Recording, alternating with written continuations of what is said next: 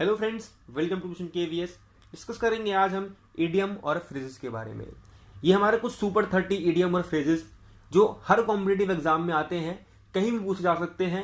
और ये जो कॉमन हमारे इडियम और फ्रेजेस हैं, ये आपको मालूम होने ही होने चाहिए। चाहे आपका टीचिंग एग्जाम हो, रीट का हो, DSSS भी हो, केवीएस हो, कोई भी एग्जाम हो, कुछ कॉमन आपको इडियम और फ्रेजेस के बारे में मालूम होना चाहिए, क्योंकि लिमिट नहीं है इसकी, आप कितना भी पढ़ें सब कम है। ठीक उसी तरह से हिंदी में हमारे मुहावरे हैं, लोकोक्तियां हैं, है ना, सर्वनाम संज्ञा, कितनी भी पढ़ें आप कम है। इसी तरह से इडियम और फ्रेजेस हमारे इंग्लिश में भी लिमिटलेस है। बट उसके लिए हम क्या कर सकते हैं? उसके लिए हम कर सकते हैं कुछ ऐसे हमारे इडियम और फ्रेजेस जो रिपीट होते हैं, जो कि हमारे कॉमन है और हमारे इंपॉर्टेंट भी हैं। उनको हम करेंगे आज, और पिक्चर के थ्रू हम समझेंगे एक एक इडियम और फ्रेजेस को। और सुपर 30 हमारे जो ये होने वाले हैं मजेदार होंगे, मजा आएगा आपको समझने में, और आपकी इंग्लिश भी 2 कदम आगे हो जाएगी। तो चलिए करते हैं आज का टॉपिक शुरू। बाकी इसकी पीडीएफ आपको हमारे टेलीग्राम ग्रुप पे ज्वाइन होके मिल जाएगी। बात करें अगर हम कि इडियम और फ्रेजेस है क्या, इसका बेसिक समझ लें पहले, उसके बाद हम इसके जो तरह तरह के टाइप्स होते हैं उस पर डिस्कस करेंगे, यानी कि इडियम फ्रेज कैसे कैसे होते हैं, ठीक है, उसको कैसे यूज कर सकते हैं आप। ये सारी चीजें हम डिस्कस कर लेते हैं एक एक करके, क्योंकि आए हुए क्वेश्चन में ये आया नहीं है अब तक, है ना। लास्ट ईयर देखा जाए तो उतना आता नहीं है ये, बट इस साल आने की संभावना बहुत है। क्यों? क्योंकि नए टॉपिक्स कुछ ऐड हुए हैं, तो कुछ रिवर्ट होगा कुछ चीज, है ना। वो टॉपिक जो हमारा लूज देखा था हमने लास्ट ईयर, वो हमारा कुछ इस बार सॉलिड बन के आ सकता है। तो इसीलिए हम इसको समझ लेते हैं। बेस क्या है इसका? बेस कहता है, सिंपली एग्जाम्पल के थ्रू देखेंगे। मान लीजिए ये आपका एक हॉर्स, ठीक, एक घोड़ा है। हॉर्स जो है आपका, इसको हम कह सकते हैं ये एक हॉर्स है, सिंपली कह सकते हैं एक हॉर्स है, ठीक है। बट इसको अगर देखें और इसको मैं बोलूं अ डार्क हॉर्स, तो क्या ये सही है? बिल्कुल सही है, डार्क हॉर्स। बट आप एक चीज नोटिस करो, अ डार्क हॉर्स मतलब यहां पर काले घोड़े से या फिर एक डार्क हॉर्स से नहीं है। यहां पर जो हॉर्स लिखा है, सिंपली इसका मतलब घोड़ा है, सिंपली कोई दिक्कत नहीं है। बट यहां पर जो घोड़ा खड़ा हुआ है, मैंने लिखा है अ डार्क हॉर्स। इसका मतलब ये नहीं कि एक भद्दे रंग का या फिर एक गाढ़े रंग का एक हमारा हॉर्स है ना, डार्क कलर का, नहीं, इसका मतलब ये नहीं है। अ डार्क हॉर्स मतलब होता है वो छुपा रुस्तम, वो व्यक्ति जो बहुत इंटेलिजेंट होता है, बहुत ज्यादा छुपा रुस्तम होता है बेसिकली। तो यहां पर अ डार्क हॉर्स मतलब यहां पर इस घोड़े से मतलब नहीं था, मतलब था उस व्यक्ति से, उस पर्सन से जो छुपा रुस्तम है। तो आपने एक चीज समझी होगी, यहां पर चीज समझी होगी कि idiom and phrases are group of words with the fixed order, जिसका एक फिक्स्ड ऑर्डर होता है एंड पर्टिकुलर मीनिंग, और एक पर्टिकुलर मीनिंग होती है, जो कि कैसा है? ग्रुप ऑफ वर्ड्स है, नॉट अ इंडिविजुअल वर्ड्स। यहां पर इंडिविजुअल वर्ड है हॉर्स, तो हॉर्स की मीनिंग सिंपली एक है। बट यहां पर वर्ड इंडिविजुअल नहीं है, डार्क एक अलग है, हॉर्स एक अलग है, ठीक है। तो यहां पर इंडिविजुअल वर्ड्स होंगे तो हमारा सिंपली एक मीनिंग है। बट जब ग्रुप ऑफ वर्ड्स हमारे आ जाए with a fixed order and particular meaning, that is called idiom and phrases, different from the meaning of each individual words. बिल्कुल सही बात है कि अगर आप इसकी इंडिविजुअल मीनिंग देखें तो डार्क का मतलब अलग, हॉर्स का मतलब अलग। बट जब हम वर्ड्स को ग्रुप में एक जगह पुट कर दें और उससे एक अलग पर्टिकुलर मीनिंग आए हमारे पास, that is called idiom and phrases. ठीक है, आपको समझ में आ रहा होगा। हमारा ये इंट्रो था, समझ चुके हैं हम कि इडियम्स और फ्रेजेस क्या हैं। चलिए बढ़ते हैं हमारे कुछ कॉमन सुपर 30 इडियम और फ्रेजेस के ऊपर। पहला करते हैं, चलिए। A wild goose chase, a wild goose chase, इसका मतलब a situation where you waste your time looking for something that you are not going to find. मतलब जब आप कुछ ना चाहते हुए लगे पड़े हैं, कर रहे हैं, मालूम है आपको उसका रिजल्ट नहीं आने वाला है, मालूम है आपको कि जो चीज आप चाह रहे हैं वो इम्पॉसिबल है, बट फिर भी आप लगे पड़े हैं। तो वाइल्ड गूस चेज यानी कि जब आप एक ऐसी चेज, एक ऐसी रेस में लगे हो जो इम्पॉसिबल टू गेट है, पर फिर भी आप अपना टाइम वेस्ट कर रहे हैं। ठीक है, कहते हैं ना कभी कभी कि टाइम हमेशा जो है ना अपना बहुत ही सोच समझ के यूज करें, क्योंकि हो सकता है जिसके लिए आप लगे पड़े हो कि भाई मेहनत करने से कुछ भी मिल जाता है, मेहनत करने से सब कुछ मिल जाएगा, बट हो सकता है कि हर जगह मेहनत एक समान ना हो, हर जगह मेहनत काम ना है हमारी। क्योंकि कहते हैं ना कि कभी कभी गिव अप करना भी हमारे लिए फायदेमंद होता है, क्योंकि हमारा टाइम बचा देता है वो। ठीक है, तो वाइल्ड गूस चेज मीन्स जहां पर आप अपना टाइम वेस्ट ना करके, यानी कि सिचुएशन जहां पर अपना आप टाइम वेस्ट कर रहे हो किसी चीज को पाने के लिए जो कि आपको नहीं मिलने वाली है। ठीक है, ठीक, आगे बढ़ेंगे। अगला नेक्स्ट कहता है हमारा अ रेड लेटर डे, अ रेड लेटर डे। अब देखेंगे यहाँ पर इंडिविजुअल वर्ड की मीनिंग कुछ और है, बट ग्रुप ऑफ वर्ड्स की, ग्रुप ऑफ ऑर्डर जो है यहाँ पर एक एक वर्ड का, इसका मीनिंग कुछ और है। इसका मीनिंग क्या है? स्पेशल डे और एनी इंपॉर्टेंट डे, है ना, कोई इंपॉर्टेंट डे, कोई स्पेशल डे, उसको हम कहते हैं a red letter day. Simply आगे बढ़ेंगे। आगे कहता है to grease the palm, to grease the palm. अब यहां पर ग्रीस, हथेली को ग्रीस से रगड़ने का मतलब नहीं है। यहां पर टू ग्रीस द पाम बहुत से लोग समझ चुके होंगे, इसका मतलब भी सिंपल, टू ब्राइब पर्सन, किसी को रिश्वत देना। सिंपली किसी को रिश्वत देना मतलब टू ग्रीस द पाम। किसी के हाथ में ग्रीस लगाने से मतलब नहीं, यहां पर किसी को रिश्वत देने से मतलब है। आगे बढ़ेंगे, फटाफट देखेंगे हम, ठीक है। Grapes are sour, grapes are sour. अब यहां पर सॉ जो है, यहां पर SOUR सॉ, इसको हम बोलते हैं कड़वा, ठीक है। तुम कहते हैं ना अंगूर खट्टे हैं, अंगूर खट्टे हैं, मतलब क्या इसका? अनअवेलेबल थिंग्स आर अनडिजायरेबल, यानी कि जो आप नहीं पा सकते हैं उसमें आप खोट निकाल देते हैं, कमी निकाल देते हैं। मान लीजिए कार देखी दूर से ही, तो आपने कहा अरे बेकार है, बड़ी पेट्रोल खाती है, बहुत महंगी भी है, लायक नहीं है ये, तो ठीक है। ग्रेप्स आर सॉ, यानी कि अंगूर खट्टे हैं, आपने उसको, आप उसको नहीं पा रहे इसलिए बोल रहे हैं कि बेकार है, जाने दो, कुछ नहीं है। तो अपने आप अपने माइंड को सेल्फ मैकेनिज्म, क्या कहते हैं उसको, रक्षात्मक युक्तियां, जैसे सीडी में पढ़ते हैं आप, है ना, तो उसको आप यूज कर रहे हैं। सेल्फ मैकेनिज्म या सेल्फ डिफेंस जिसे आप कह सकते हैं, ठीक है। तो वो आप यूज कर रहे हैं यहाँ पर बेसिकली कि ग्रेप्स आर सॉर, अंगूर खट्टे हैं, ठीक है। आगे बढ़ेंगे। नेक्स्ट कहता है हमारा to break the ice, to break the ice. To break the ice मतलब क्या होता है? जब आप कुछ बोले, कुछ साइलेंस तोड़े, है ना, कुछ बोलने मतलब to break the silence by speaking first. जब बहुत सी जनता बैठी है, एकदम ग्रुप में बैठे हैं, सबसे क्वेश्चन पूछा जा रहा है पर कोई जवाब नहीं दे रहा है, ऐसा कब होता है? बेसिकली जब आपकी नई नई कोई हॉल में क्लास लग रही हो, एक इकट्ठा आपका इंटीग्रेशन क्लास लग रहा हो, है ना, तब बेसिकली क्वेश्चन पूछते हैं टीचर, तो शर्म के मारे लोग जवाब देते नहीं है क्योंकि बहुत सारे बच्चे बैठे हैं, बेइज्जती हो जाएगी। बट कोई खड़ा होकर उसमें से बोल दे, उसका मतलब क्या हुआ कि उसने आइस, यानी उसने बर्फ नहीं तोड़ी है, उसने साइलेंस को तोड़ा है। टू ब्रेक द आइस, ठीक है। आगे बढ़ेंगे। नेक्स्ट अगला करेंगे, अगला करेंगे an apple of discord, an apple of discord. यहां पर देखेंगे दो महिलाएं लड़ रही हैं आपस में और पीछे एक महिला हंस रही है, मजे ले रही है, यानी कि एप्पल ऑफ डिस्कॉर्ड। ये एप्पल ऑफ डिस्कॉर्ड है ये लड़की। कैसे? Cause of Quirrell, cause of Quirrell, यानी कि झगड़े का जो कारण है, झगड़े का जो कारण है उसको हम कहते हैं एन एप्पल ऑफ डिस्कॉर्ड। ये लड़की जो है क्या है? एप्पल ऑफ डिस्कॉर्ड है ये लड़की। क्यों? क्योंकि ये झगड़े का कारण है, इसने इन दोनों में झगड़ा लड़ा दिया और पीछे बैठ के अपने मस्त आराम से मजे ले रही है, हंस रही है, ठीक है। आगे बढ़ेंगे। नेक्स्ट अगला आता है to bury the hatchet, to bury the hatchet. Hatchet मतलब आपका ये कुल्हाड़ी होता है। अब कुल्हाड़ी से आप समझ सकते हैं, एक कुल्हाड़ी एक तरह से इंडिकेट करता है आपको किस चीज के लिए? आपकी दुश्मनी के लिए, ठीक है। तो टू बरी द हैचेट मतलब होता है to end the old enmity, यानी कि आप अपनी दुश्मनी को जब आप भूल जाए, है ना, अपना गिला शिकवा भूल जाए, तो वही इसका मतलब होता है टू बरी द हैचेट, कि आपने अपनी दुश्मनी को जो है दफन कर दिया, भूल गए, मिट्टी डालो, है ना, हिंदी में कहते हैं मिट्टी डालो। तो बेसिकली आपका मतलब यही है।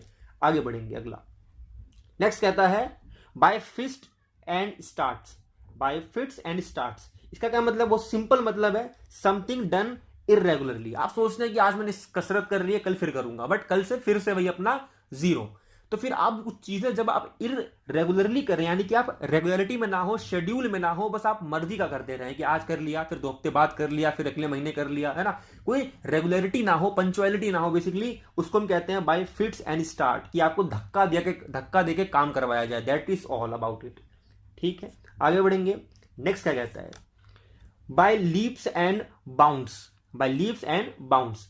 अब देखेंगे आपने ये कार्टून बहुत से लोगों ने देखा होगा, इसका नाम मुझे यहां तक याद नहीं आ रहा। इसका नाम अगर आपको किसी को याद है तो प्लीज कमेंट करिएगा, मुझे अगर याद आएगा बताऊंगा मैं। ये बहुत फेमस कार्टून था, इसको बचपन में मैंने भी देखा था। तो ये जो है आपका लूनी टून्स, हाँ यस लूनी टून्स नाम था इस कार्टून का। इसमें जो ये है ना, हमेशा कोशिश करता था कि इसको खाऊं मैं, इसको पकड़ूं, बट ये इतना तेज रहता था, इतना तेज रहता था, ये वाला पक्षी जो है बहुत तेज रहता था, तो ये कभी भी हाथ नहीं आता। तो इसका मतलब ही है बाय लीव्स एंड बाउंड्स, मतलब है वेरी रैपिडली, बहुत तेजी से, बहुत तेजी से, बाय लीव्स एंड बाउंड्स। तो ये जो है इसका मतलब है बहुत तेजी से। जब कुछ चीज बहुत तेजी से होती है या चलता है या करता है कोई, तो that is means by leaves and bounds. तो ये जो हमारा इसका लूनी टून्स का कह सकते हैं हम कि he runs by leaves and bounds, तो ये कैसे दौड़ता है, बहुत तेज, वेरी रैपिडली, यानी कि बहुत ही तेज जब यूज करना हो कहीं तो by leaves and bounds use करके फिनिश कर देंगे हम सेंटेंस को। आगे बढ़ेंगे, नेक्स्ट क्या कहता है, नेक्स्ट कहता है गिफ्ट ऑफ द गैब। गिफ्ट ऑफ द गैब, जब आप कभी भी खड़े होकर एकदम बेहतरीन तरीके से स्पीच देना जानते हो, है ना, the skills of auditory, the skills of auditory, यानी कि आपकी जो वाचन शक्ति है, आपकी जो बोलने की एकदम पब्लिक स्पीकिंग की जो आपकी स्किल्स है ना, वो एकदम अव्वल दर्जे की, एकदम बेहतरीन है ना, गजब है एकदम। तो that is means gift of गैब, जिसको बोलने का बहुत अच्छे तरीके से आता है, पब्लिक स्पीकिंग बोल पाता है, यानी कि स्किल्स है बेसिकली उसके पास भाषण देने की, that is gift of the गैब। ठीक है, तो she has the gift of गैब। ठीक है, सिंपली आगे बढ़ेंगे, नेक्स्ट अ डार्क हॉर्स, ये हमने पीछे समझा था, डार्क हॉर्स मतलब छुपा रुस्तम। ठीक है, तो यहां पर देखेंगे ये जो ऋतिक रोशन थे, इनको भी इस मूवी में नहीं पता था कि मेरे पास इतनी तगड़ी बॉडी है नेक्स्ट डे। तो जब ऐसे शर्ट करते हैं तो ये देखेंगे आप, ये अपने जो डोले शोले हैं निकाल मतलब दिख जाते हैं, तो ये क्या होता है, शर्ट फट जाती है। तो डार्क हॉर्स, ये बाकी के दोस्त क्या कहते हैं, यार तुम तो बड़े छुपा रुस्तम निकले, बताया नहीं तुम्हारी इतनी अच्छी बॉडी है। तो इसका मतलब क्या हुआ, डार्क हॉर्स मतलब जो छुपा रुस्तम हो। ठीक है, a person who competes successfully against another although little is known about him, इसको इसके मतलब इसके बारे में ना बहुत कम ही पता होगा लोगों को। तो लोगों को नहीं पता था कि रोहित मेहरा के पास भी इतनी अच्छी बॉडी है, बट कब मालूम चलता है वो एकदम से। तो डार्क हॉर्स मतलब जब कोई छुपा रुस्तम निकले। ठीक है, बेसिकली आगे बढ़ेंगे, next to fish in the troubled water. To fish in the troubled water, बहुत ही सिंपल एग्जांपल इसका आप आज देख सकते हैं। सैनिटाइजर जरूरत है, हमारी कोरोना आ चुका है, सैनिटाइज करना जरूरी है, क्योंकि ताकि हम अपने हाथों को साफ रख सकें, है ना, सुरक्षित रख सकें। बट क्या कर रहे हैं लोग, नकली सैनिटाइजर रास्ते पे रोड पे सस्ते में धड़ल्ले से बिक रहे हैं। ठीक है, तो नकली है वो। तो बेसिकली क्या है, टू फिश, आप क्या करते हैं, जब कोई व्यक्ति या कोई भी पर्सन जब फिश करे यानी कि फिशिंग करे ट्रबल्ड वाटर में, यानी कि किसी की मजबूरी का फायदा उठाएं, जब किसी मुसीबत में पैसा कमाने के लिए लोग लगे पड़े हों, that is called to fish in troubled waters. To take advantage of others difficulties of others, simply कि जब लोगों की परेशानियों का आप फायदा उठाएं, अपनी जेब भरना चाहें, that is called to fish in troubled water. देखो हम इस भाई साहब की बात नहीं कर रहे हैं, हम हर जगह की बात कर रहे हैं, जहां जहां भी ये भी स्कैम चल रहा है सैनिटाइजर बिकने का, फेक बोला है ना, क्योंकि लोगों की जान के साथ खिलवाड़ हो रहा है बेसिकली। ये कि आप बोल सकते हैं इसमें एल्कोहल है और बहुत ही अच्छी खुशबू डाल के आप इसको बेच देते हैं बाजारों में सस्ते में, और लोग खरीद भी लेते हैं। तो ठीक है, तो देखना पड़ेगा ये। आगे देखेंगे, टू गेट रिड ऑफ। अब ये भाई साहब शादी करने जा रहे थे, बट इनके दोस्तों ने जब समझाया कि शादी के क्या क्या परिणाम हो सकते हैं, बाद में क्या क्या तुम्हारी जो फ्रीडम है छिन जाएगी, तो ये क्या कर रहे हैं, ये अब अपनी होने वाली बीवी से छुटकारा पाना चाह रहे हैं। टू गेट रिड ऑफ, जब आप किसी से छुटकारा पाना चाहें, that is called to get rid of. तो he is trying to get rid of his wife, और हिज होने वाली वाइफ। ठीक है, इसका मतलब देंगे टू बी फ्री फ्रॉम, किसी से फ्री होने का मतलब है to get rid of. Basically इसका आप यूज कर सकते हैं कहीं भी जब आप किसी से या किसी चीज से छुटकारा पाना चाहें। It can be your habit, it can be a person, और इट कैन बी एनीथिंग। ठीक है, नेक्स्ट देखेंगे, नेक्स्ट बहुत सिंपल एग्जांपल, बहुत मजेदार एग्जांपल, अ गोल्डन अपॉर्चुनिटी। ये कब होता है, मेहमान आते हैं, पकवान रखे हैं, मस्त नमकीन है, गुजिया है, समोसा है, कचौड़ी है, सब कुछ रखे हैं। जैसे ही आप देखते हैं मेहमान गए, सब दरवाजे पर उनको विदाई करने के लिए गए हैं, छोड़ने गए हैं, आपकी नजर होती है नाश्ते पे, जो नाश्ता पड़ा है टेबल पे। तो अ गोल्डन अपॉर्चुनिटी, आपको लगता है कि ये तो मेरे लिए सुनहरा मौका है, सीधे झपट्टा मार लो, इससे पहले कि कोई खा ले या फिर दोबारा से डब्बे में चला जाए कि वहां से दोबारा से मैं ले ना पाऊं। ठीक है, तो गोल्डन अपॉर्चुनिटी मतलब एक ऐसा सुनहरा मौका जब आप किसी चीज को करने के लिए बेस्ट टाइम समझते हो, सिंपली वेरी फेवरेबल चांस, जो कि बहुत मोस्टली मिलता है, तो गोल्डन अपॉर्चुनिटी। ठीक है, नेक्स्ट चलते हैं, अगला क्या कहता है, इन अ नेटशेल, यानी कि गागर में सागर भर देने वाली बात है। Simply describing something using as few words as possible, कुछ बड़ी बातों को, लंबी चौड़ी बातों को, बहुत ही बड़े सेंस को आप कुछ वर्ड्स में सिमटा दें, गागर में सागर भर दें, that is called in a nutshell, simple. ठीक, नेक्स्ट देखते हैं, at the 11th hour. At the 11th hour मतलब जब आपके पास असाइनमेंट भरे पड़े हों, आपको डेडलाइन दी गई हो कि मंथ के एंड में करना है, आपको पता है कि मंथ के एंड में देना ही देना है, बट आप क्या करें, जब एट द 11th आवर करें, यानी कि जब मुंह पर आ जाए, यानी कि जब 1 दिन 2 दिन बचे तब आप करने बैठे, that is called at the 11th hour, यानी कि एट द लास्ट मोमेंट। आपका असाइनमेंट हो गया, आपका लेसन प्लान बनाते थे आप, वो हो गया, कुछ भी हो सकता है। जब आप कुछ लास्ट मोमेंट पे करें, that is called at the 11th hour. ठीक है, अगला देखते हैं, समझते हैं। अगला है to have jaundiced eye. To have jaundiced eye मतलब कि कोई कुछ भी करे। एग्जाम्पल के लिए, अब बहू जो है कुछ भी करे, कितना भी अच्छा करे घर के लिए, सास को उसमें नेगेटिव ही दिखता है ना। To view something in a negative way, that is called to have a jaundiced eye. ठीक है, सिंपली। अब जॉन्डिस मतलब पीलिया होता है, बट यहां पर इसका सेंस जो है पूरे होल वर्ड का, होल ऑर्डर ऑफ वर्ड्स का डिफरेंट है, यानी कि to see something in negative way. ठीक है, आगे बढ़ते हैं, अगला समझते हैं। अगला है टू ब्रोकन नीड। अच्छा देखो, नीड नहीं होगा, रीड होगा, आर लगा लीजिएगा। टू ब्रोकन रीड होगा। टू ब्रोकन रीड मतलब जब आप किसी को बहुत ज्यादा सपोर्टिव समझते हैं, बहुत ज्यादा मानते हैं, but at the end of और at the moment of your, कह सकते हैं आपकी जब जरूरत हो उस बंदे की, उस व्यक्ति की, तब वो आपको छोड़ के चला जाए, तब आपको सपोर्ट ना दे, है ना। वीक सपोर्ट, बेसिकली कहने का मतलब वीक सपोर्ट। समथिंग और someone that fails when relied on for support और हेल्प। ठीक है, जब आप किसी पर रिलाय हैं, किसी पर आप भरोसा रख रहे हैं, किसी पर आप सपोर्ट रख रहे हैं, और वो मूवमेंट पे छोड़ के चला जाए, that is called to broken reed. Broken reed मतलब टूटी हुई हड्डी कह सकते हैं आप, कि जिसका बहुत वीक सपोर्ट हो, जो आपके लिए मतलब आपके लिए बेसिकली जब आपको टाइम है, आपको जरूरत है, तब आपके साथ ना हो, that is called to broken reed. इसीलिए कहा जाता है कि दोस्त बहुत सोच समझ के बनाइए, क्योंकि आपका समय बहुत कीमती है। आप किसको देना है, किसको नहीं देना है, बाद में ना पछताना पड़े बस। ठीक। To play truant. अब टू प्ले ट्रूएंट मतलब क्या होता है? बहुत सिंपल मतलब है to go out without permission और टू लॉइटर, यानी कि जब आप बिना किसी के परमिशन के आप जब बाहर घूमे, आवारागर्दी करें, basically that is called to play truant. यानी कि आप देखिए, यहां पर टीचर पढ़ा रहा है, टीचर को बेवकूफ बनाने के लिए देखिए पुतला खड़ा करके, और ये भाई साहब बाहर भाग रहे हैं खिड़की से। ठीक है, तो यहाँ आवारागर्दी करना, बेसिकली बंक करना, जब आप किसी के परमिशन के बिना बाहर जाएं या फिर घूमें, आवारागर्दी करें और टाइम पास करें, that is called to play truant. ठीक है, आगे बढ़ेंगे। अगला क्या कहता है? अगला कहता है to play second fiddle. To play second fiddle simple meaning है टू प्ले सेकंड फिडल, जो कि मैनेजर हो सकता है या फिर एचआर हो सकता है, अपने एम्प्लॉय के साथ करता है। यानी कि जब आप कोई कंपनी में, कोई ऑर्गेनाइजेशन में आप सेकंड रोल क्या करें, प्ले करें, या माइनर रोल प्ले करें। टू प्ले अ सपोर्टिंग और minor role in relation to someone else और इन एनी ऑर्गेनाइजेशन। ठीक है, कि आप जब सेकंड रोल प्ले करें या फिर कोई छोटा रोल प्ले कर रहे हो, किसी के रिलेशन में हो या किसी के कंपनी में, तो basically to play second fiddle, जब आपने बहुत छोटा सा किरदार निभाते हो। ठीक है, बस इसका यही मतलब है।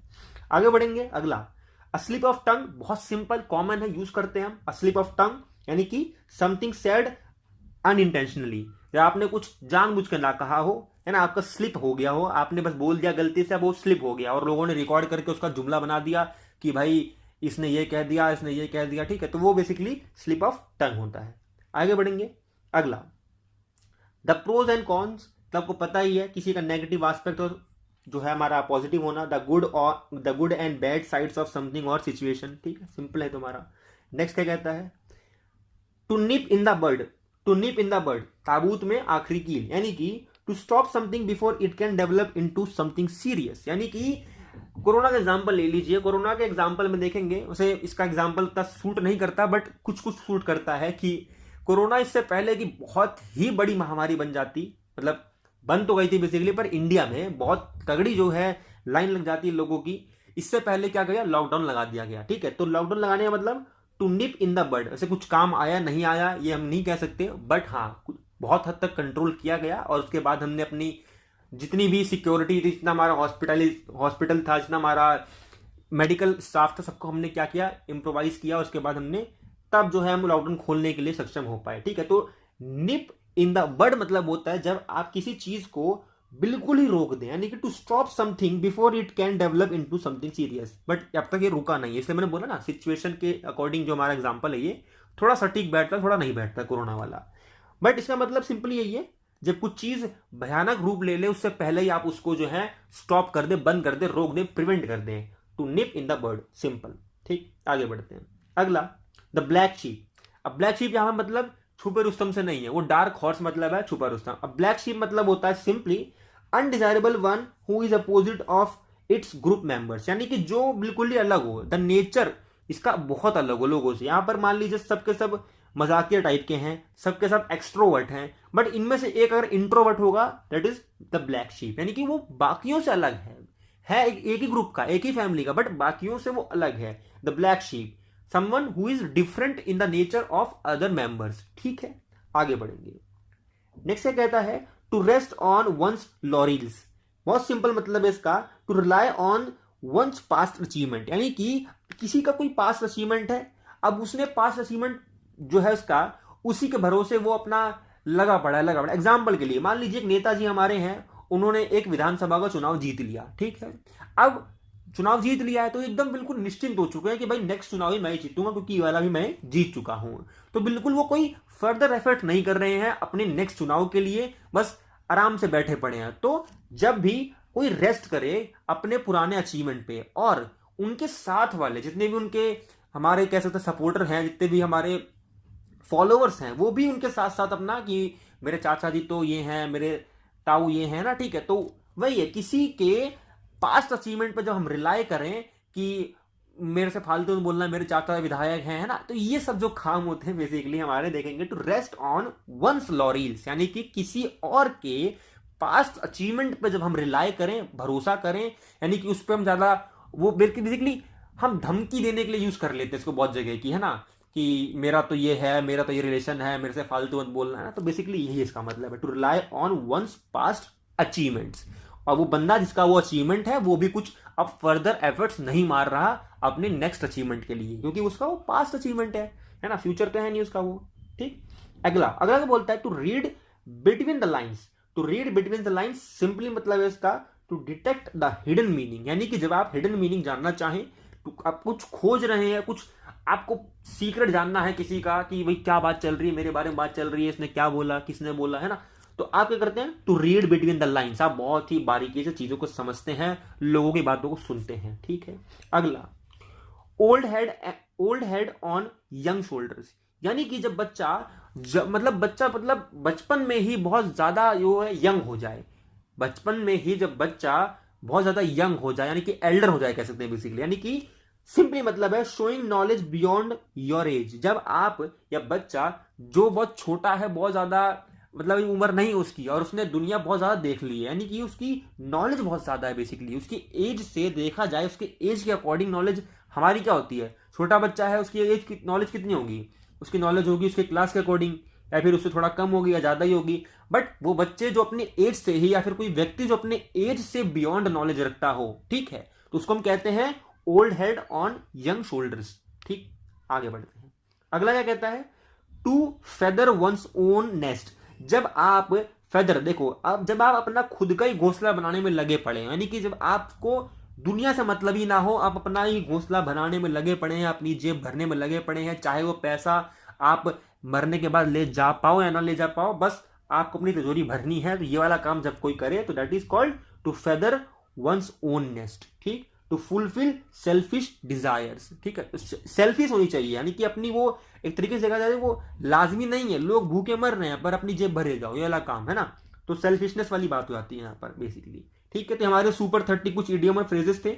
नेक्स्ट टॉपिक में मिलेंगे, तब तक के लिए देखते रहिए मिशन केवीएस।